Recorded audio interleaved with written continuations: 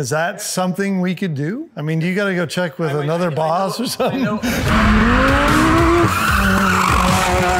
you picture driving this like on a gravel stage? No, right?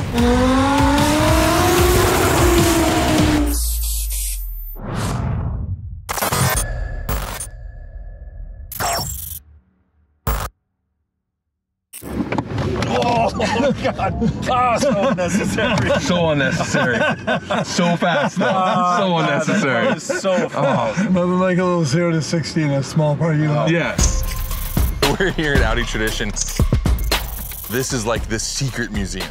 A bunch of really, really special cars that they keep in this like really nondescript office building. Like you wouldn't expect there to be priceless race cars here. Yeah, it's Except for there's our logoed cars up there. Yeah. They let you know. I don't know German, but I'm pretty sure that says you can only park here if you are from Audi Tradition. There's as a well. Timo. So.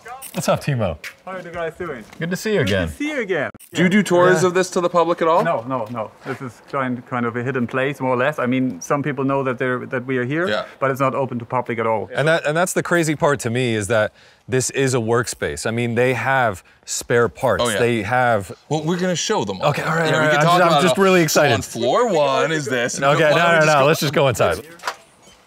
I love it's like the secret. It's like the secret key. Wow. Who would know that? Do we have to blur that? That's like the Batcave entrance.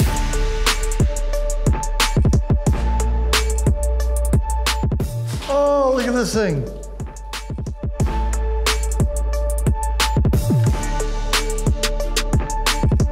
Woo! Oh my gosh. Oh. Welcome, guys. Oh. Wow.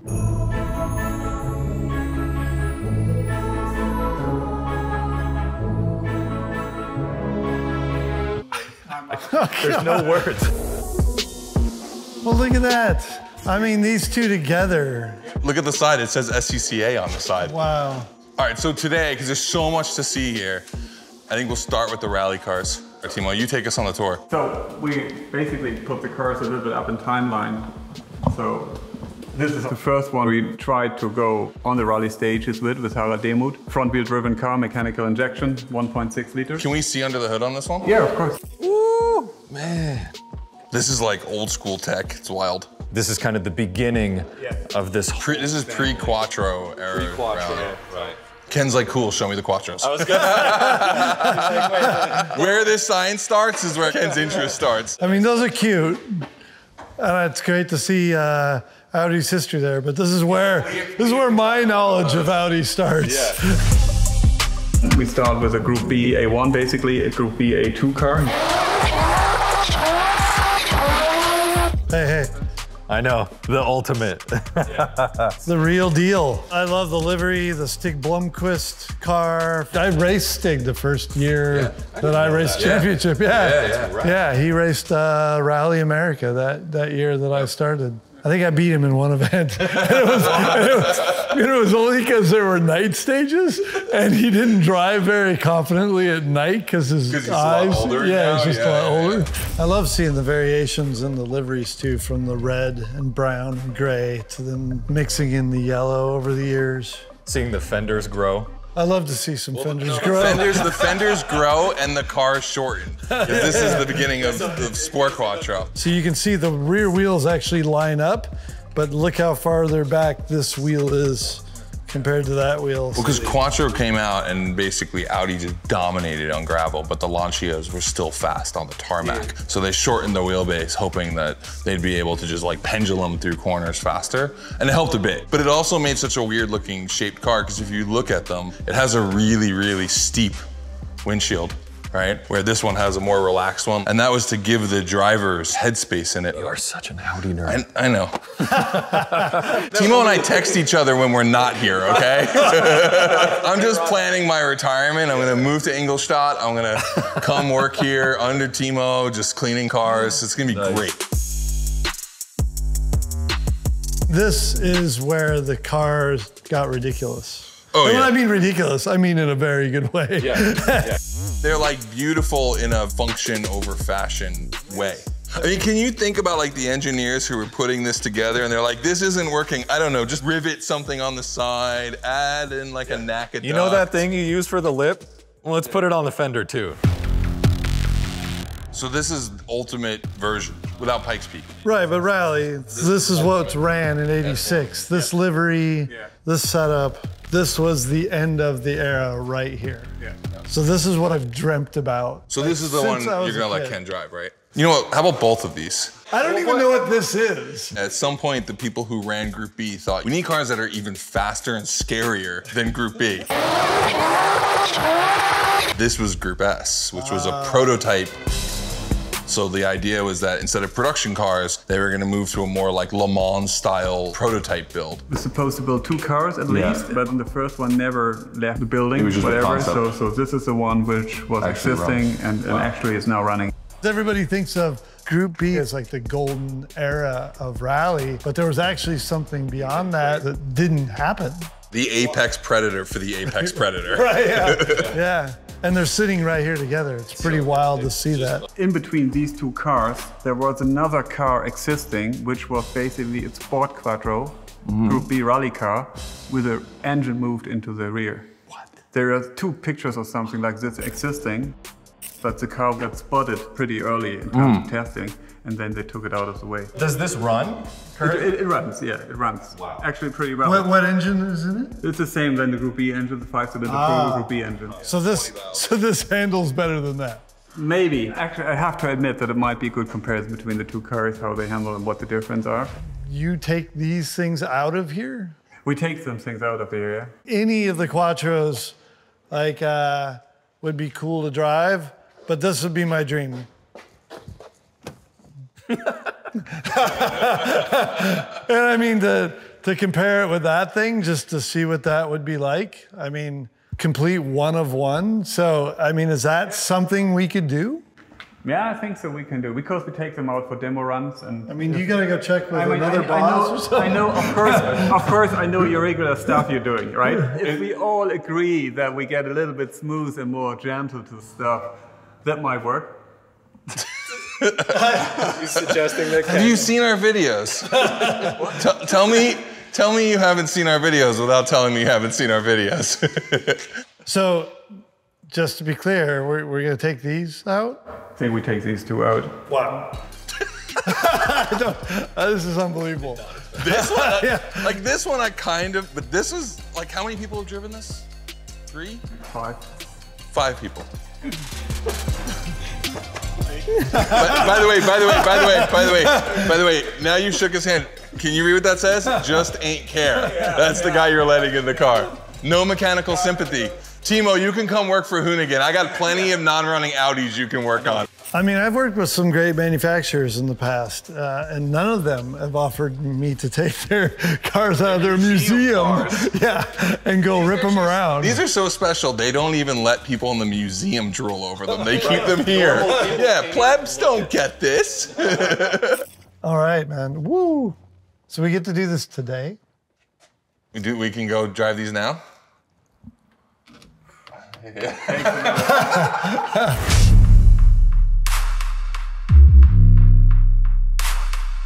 All right, so we're here at an airbase outside of Ingolstadt because these cars, this and that, are too loud to run at Audi Sport, which is why I love this car.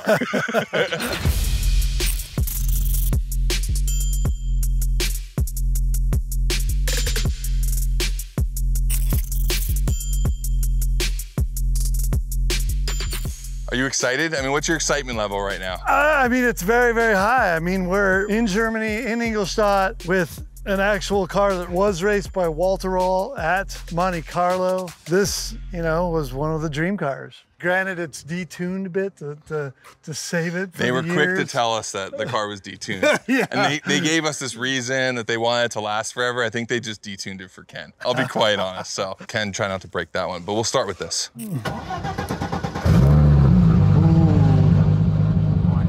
I don't think I've ever been more jelly than you right now. Like, you've driven like 1,400 horsepower cars. This thing has like a whopping 300, but it was Walter Röhrl, which is kind of cool. Have fun.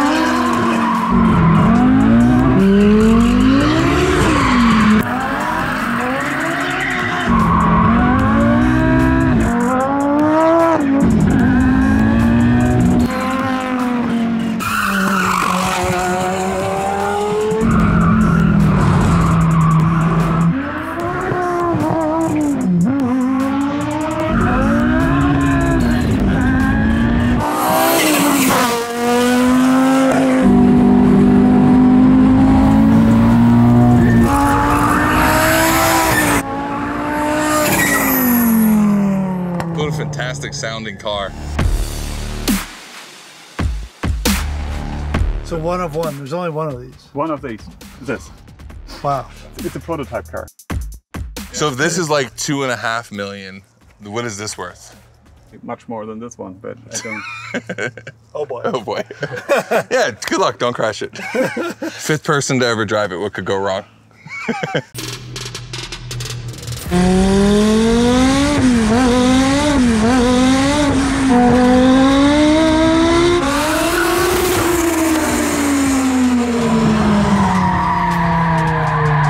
Whoa, whoa, whoa. He got that more sideways than the S1, just trying to make a turn.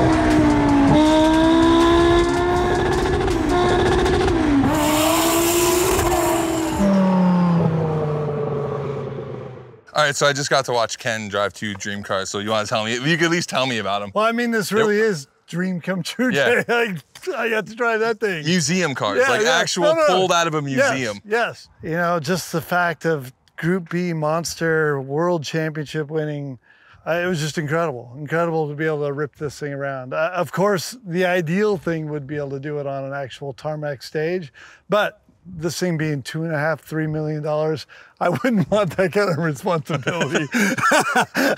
But it was, I mean, at least here I got to kind of explore a bit of the, you know, the understeer, oversteer, and do it in a really safe and easy way. So and you only made Timo like cringe like 37, 38 times, I think. So, and then he just stopped breathing and passed out on the last slide. And that's on just an open field. Yeah. Imagine actually going down a gravel stage with it. They wouldn't let me do donuts. So yeah, that was incredible. But this thing, same engine, so to feel that horsepower delivery, but from a mid-engine and a sort of more balanced car, that was really fun because this thing just understeers so badly, but this has just more of a nice turning balance. And I started to get the feel of what it would do, and I was like, okay, slow down. Like, I got near the edge of the grass once, and I'm like, nope, not touching the grass. Could you picture driving this like on a gravel stage? No, frightening. I can't imagine that thing at full power on gravel. That would just be insane. If this is like the killer bees, these are the suicidal S's? What would have this been called? But man, thank you, Audi. Starting off this relationship in a very good way, so thank you.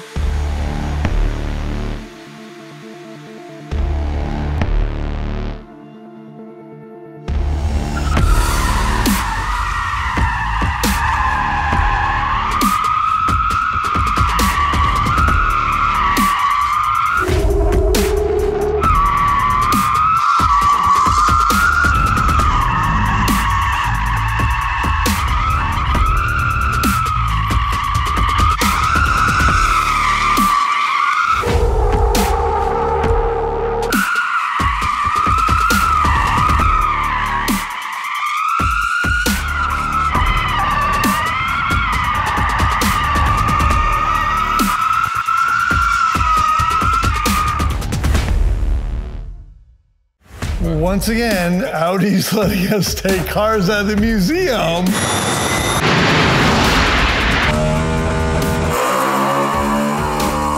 All right, so I kind of need one of these. Yeah, this is kind of cool, right?